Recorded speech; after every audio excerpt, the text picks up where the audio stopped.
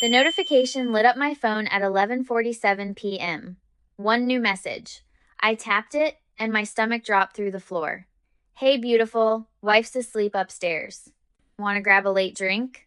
I'm buying. I stared at the photo. That silver beard, those tired blue eyes, that Seahawks cap tilted left. It was him, my father-in-law. On the dating app I created to catch my cheating husband. Let that sink in. I am Claire, 29, cloud security in downtown Seattle. 6 weeks ago, I thought I had a normal life. Normal marriage, normal family. Turns out, normal was just a filter over something rotten.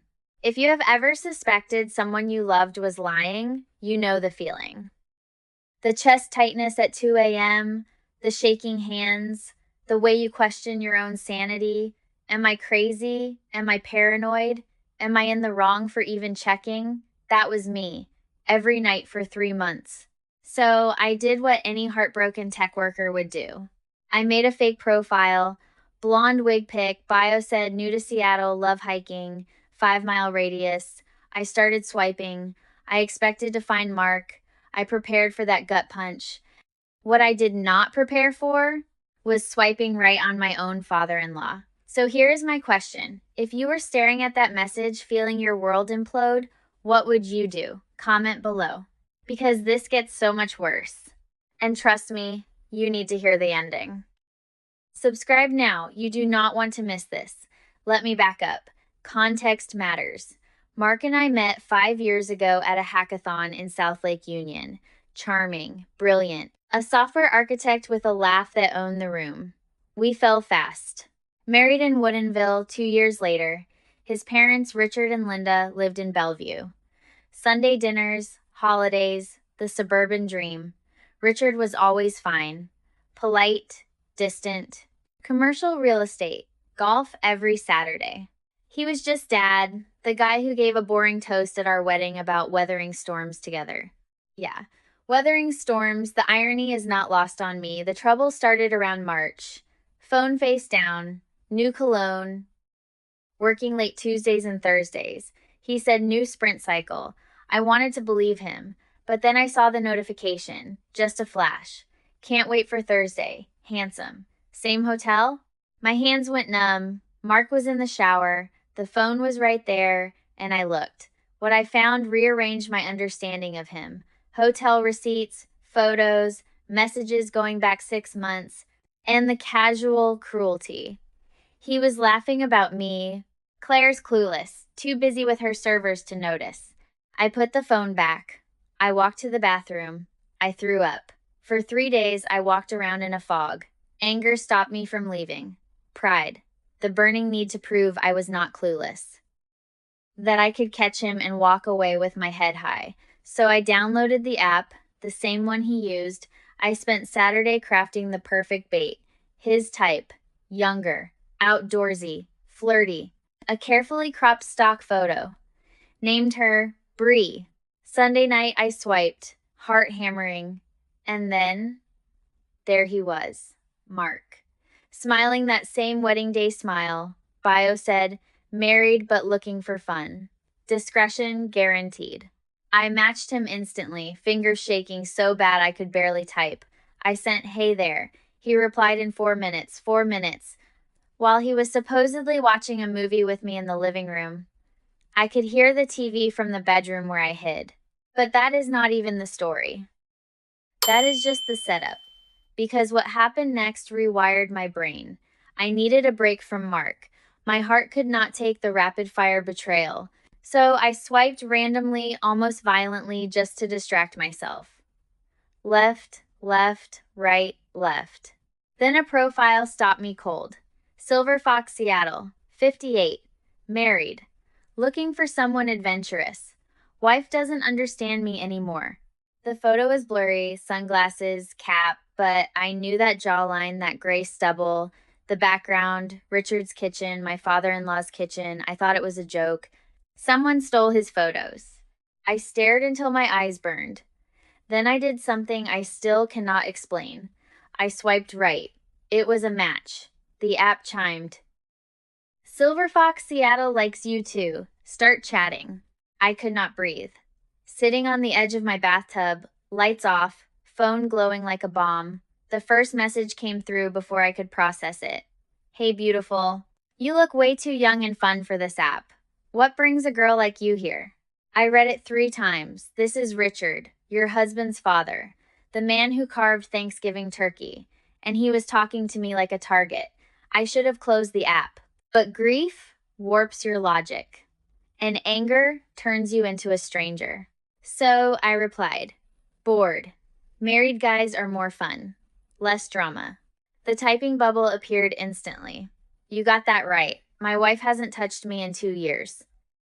I'm dying here. You free Thursday? I can get us a room downtown. Nice place, room service, whatever you want. Thursday. The same day Mark met his side piece. I felt like falling down an elevator shaft. 2 generations of liars. Same schedule, same pathetic excuses. Wife doesn't understand me. Like we were broken appliances. I wanted to cry. But I did not. I kept typing. Because the part of me that still had pride needed to know how deep this hole went. Thursday works, I sent. Send me a pic so I know you're real. 30 seconds later, a photo arrived. Richard, shirtless mirror selfie in the guest bathroom. The same bathroom where I changed into my swimsuit last summer. I gagged. Actually gagged. Then Mark walked into the bedroom. Hey, you okay? He asked. You've been in here forever. I flipped my phone over so fast I nearly dropped it. Fine. Work stuff. Server outage. He nodded. Not suspicious. Not caring enough to be suspicious. Heading to bed. Early meeting tomorrow. Tomorrow was Tuesday, his other cheating day. I waited until he slept. Then I went back to Richard's profile. 5 photos, all recent.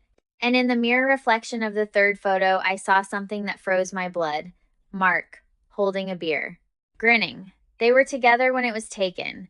Mark K and UW, his father was on the app. Maybe it was some sick father-son bonding ritual. I did not sleep. I sat in the dark, mind racing. Had they laughed about me? Had they covered for each other? Next morning, I called in sick. I sat on our balcony, rain misting over Seattle's gray skyline, and I made a plan. If they wanted to play games, fine, but I would write the rules. For 3 days, I was the perfect wife and daughter-in-law. I smiled at Mark. I asked Richard about golf at Sunday dinner. I hugged Linda and complimented her pot roast. And the whole time I was Brie. Building trust, feeding Richard attention to keep him hooked. He sent more photos, more messages, each one more graphic, more pathetic, more damning. Then Wednesday night, he sent the message that changed everything. My son's wife is such a bore, pretty but zero passion. If she knew half the things I know, she'd have a breakdown. Lucky for us, she'll never see it coming. I read it 20 times. My son's wife. Me. He was insulting me to my face, not knowing it was my face. The arrogance, the cruelty. But the phrase that stuck like broken glass was, if she knew half the things I know. What things? I replied with shaking hands. Oh yeah? What kind of things? His answer came at 1 a.m. A screenshot of a group chat. The name at the top made me drop my phone. Bellevue Boys. 4 members. Mark, Richard, 2 men I did not recognize. They shared photos, shared names, rated women like restaurants. And there, in the thread, was Mark's message from 2 weeks ago. Claire's been sniffing around. Almost caught me last night. Might need to delete the app for a while. Dad, you should do the same. She's not as dumb as she looks. Richard's reply, relax. Your wife's a tech nerd, not a detective. I've got my own fish on the line. Young thing, totally hooked. Women are so predictable when they're lonely. I could not feel my face. I thought I was hunting Mark. I thought I was clever, but I was the punchline. They knew. They had always suspected, and they laughed about it. In a group chat with my name in it. The betrayal was physical. My husband did not just cheat. He collaborated. My father-in-law did not just creep on women. He enabled his son. They were a team. A franchise of fraud. I sat there for an hour, completely still. Then something cold and clear formed in my chest. Not sadness, resolution. I would destroy them. Not with tears, not with screaming, not with some dramatic confrontation they would spin into Claire's crazy. No, I would destroy them with the one thing they underestimated, my actual intelligence. The same tech nerd skills they mocked. First, I screenshotted everything. Every message from Richard, every photo, the group chat, Mark's texts, I uploaded to 3 cloud accounts. Emailed myself. Saved on an external drive in my gym bag. Then I kept the Brie conversation going. I agreed to meet Richard Thursday, let him pick the hotel, the Four Seasons downtown. Of course, he picked the most expensive place. But I was not going physically. I had a better idea. Thursday morning, I made Mark breakfast. Pancakes, his favorite. Smiled while he ate. Kissed him goodbye. Told him I had a late work dinner. Home by 10. He barely looked up from his phone. Have fun, he said. I knew where he was going. Same hotel, different floor. At noon, I took a personal day. Drove to Bellevue. Knocked on Linda's door. My mother-in-law. The one person who had always been kind. The one who did not deserve the grenade I was about to throw. She opened the door in gardening clothes, surprised but happy. Claire, lovely surprise. Come in, I'll make tea. I almost broke. But I thought about that group chat, and I hardened. Linda, I said, voice steadier than I felt.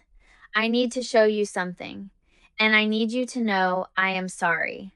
But you deserve the truth. I handed her my phone. A prepared folder. Chronological, clear, devastating, everything. She read in silence, color drained from her face slowly. When she got to the group chat, her hands shook violently. The phone fell into her lap. Richard, she whispered. And Mark? Together? I'm sorry, I said. Linda was collateral damage. A sweet woman who spent 30 years with a man who treated her like furniture. She looked up. Her eyes were not sad. They were furious. Quiet, volcanic fury I had never seen. How long have you known? About Mark? Months. About Richard? A week. Linda, I came because Thursday night Richard thinks he's meeting a woman at the Four Seasons. And Mark thinks I don't know about his arrangement. I cannot do this alone. She stood, walked to the kitchen, came back with a manila folder I had never seen, dropped it on the coffee table. I hired a private investigator 6 months ago, she said calmly. I knew Richard was cheating. I did not know about Mark. Did not know about the group chat. But I have photos, credit card statements, everything. I was waiting for the right time to file. I was scared of being alone after 30 years. I stared at her. This quiet gardening woman had a private investigator, had evidence, had a plan. Well, I said, a strange laugh bubbling up. I guess we have more in common than I thought. We sat for 2 hours. We made a plan. Not revenge fantasy, strategy, clean, legal, absolute. Linda would file using her evidence. I would file using mine. But first, we would give Richard and Mark a Thursday night they would never forget. Linda called Richard at 4 p.m. Said she was visiting her sister in Tacoma. Emergency. Back Friday. This gave Richard the green light he thought he needed. He texted Bree immediately. Room 1208. 8 p.m. Can't wait to finally meet you, gorgeous. I did not reply. I was busy driving downtown. At 6 p.m., I walked into the Four Seasons. Not as Bree, as myself, Claire. Dressed in my company holiday party outfit, professional. Confident, unmistakable. I did not go to 1208. I went to the lobby bar and I waited. Mark walked in at 7:45 with his side piece. A woman barely older than a college senior, hand on her back, laughing. He looked happy. Completely unburdened. While I had been crying in bathroom stalls at work, he had been laughing. I let them check in, let them reach the elevator. Then I walked to the front desk. Hi, I said to the concierge. My husband just checked in. Mark Jennings. He forgot his anxiety medication. Could I bring it up? Room number? He never tells me. Probably under his name or company card. Jennings Consulting. The concierge typed, smiled. Here we are. Room 1422. Elevators to your left. I did not go to 1422. I went to 1208. I knocked. Richard opened the door in a robe. A robe. Champagne bottle in hand. His face cycled through emotions faster than I could track. Confusion. Recognition. Horror. Absolute terror. Claire? He squeaked. Hi, Richard, I said, stepping inside before he could close the door. Expecting someone else? He backed up. Like I held a weapon. This isn't. I can explain. Please do, I said, sitting on the bed he probably paid for with the family card. Explain the app. Explain the messages. Explain the group chat where you and my husband discussed how dumb and boring I am. Please, Richard. I would love to hear it. He went pale, greenish, the color of a man realizing his life was about to be dismantled. Claire, listen. It's not what you think. Mark. Mark was going through a hard time. We were just joking. Guy stuff. You know how it is. Guy stuff, I repeated. Rating women like cattle. Sharing intimate photos without consent. Mocking your wives while paying for hotel rooms with joint credit cards. That kind of guy stuff. He had nothing. No words, no defense. Just a wet, trembling mouth and eyes darting toward the door. Then my phone rang. Linda. I put her on speaker. Richard? Her voice was steel. I hope you enjoyed your little party. Because I just met with my attorney and Claire's attorney and the investigator who followed you for 6 months. Did you know he got photos of you and your brie last week at the coffee shop?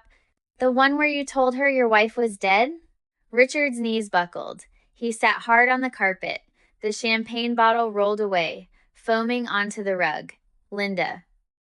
Baby. Don't, she snapped. Don't you ever call me that again. Papers served tomorrow. And Richard, I'm keeping the house, the boat, half of everything else. You can explain to your golf buddies why you're living in a studio. I stood up, looked down at this man, this silver fox Seattle, this pathetic creature who thought he was a predator. He looked small, old, broken. One more thing, I said. Mark is in room 1422 with his girlfriend. I suggest you warn him, because in 10 minutes, hotel security gets an anonymous tip about a domestic dispute on the 14th floor, and police might ask about the corporate card Mark used. Fraudulent use of company funds is such a nasty charge. I walked out. I did not look back. In the elevator, my hands shook so hard I pressed the lobby button 3 times. But I did not cry. Not yet. I had one more thing to do. I went home. Packed a bag. Took my laptop, external drive, and our wedding photo. Left the frame on the kitchen counter face down. Then I opened my work laptop. Composed an email to Mark's CEO. Professional, factual.